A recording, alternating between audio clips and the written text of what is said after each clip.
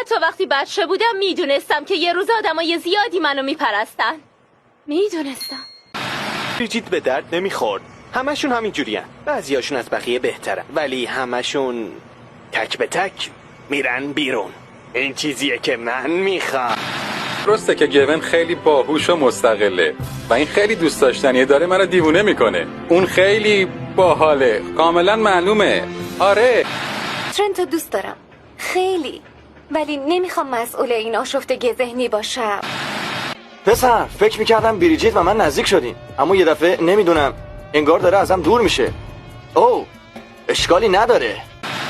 وقتی جف کنارمه هیچ پسر دیگه‌ای برام جالب نیست.